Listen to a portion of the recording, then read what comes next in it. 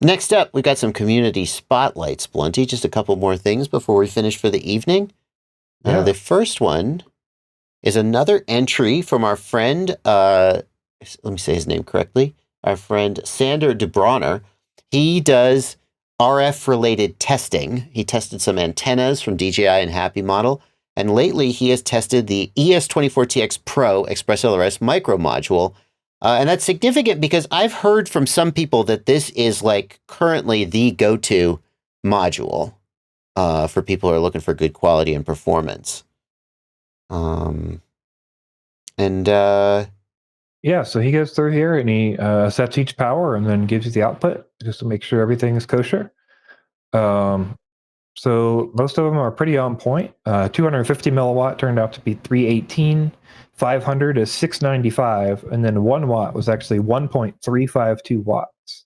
So it's coming out a little hot is the takeaway. Yeah, and held 1.352 watts or 1.33 watts, like was there after 15 minutes. Yeah. So yeah, seems That's impressive. Seems to be good to go there. Yeah, the ability to maintain these powers over time with as the module heats up. The fan was running in the module, but it was in a normal room temperature, no extra cooling or anything. So. Yeah. Now he's complaining. He's like, "Hey, 500 milliwatts, it put out 700 milliwatts. Oh my goodness, that's not." And I'm like, you know what? I think we're going to be okay with that. If it's putting out a little extra power, I think everybody's going to be okay with that. Yeah. So he was, and his suspicion was after the 1.3, he's like, oh, maybe it's like going up and then it'll throttle once it like rolls out with temp and stuff. And he's like, nope, it just hangs out. So yeah. If you want a nice and high powered ELRS receiver or ELRS module, it's definitely going to be there. And he puts it on the network analyzer for the antenna. Sorry, go ahead. He's got summaries of all his testing, so you can see all his testing and stuff. How he does it, tries to explain a lot of his information. He also lists some contact information if you need to test anything or get anything tested. Can send stuff to him and he'll do it for you. Yeah, so he's happy to do it. Very cool stuff. And he's got a Patreon if you want to support the work that he's doing, which that is, let's just, for people, whoops, no. There we go. For people who are wondering, is that this module? Yes. That's this one, right? Yes, correct. I didn't know this one went up to 1 watt. That's the new one with the fan built in. I see. Correct. Yeah, that's the new Pro version of their. Gotcha. The original one didn't go up to 1 watt.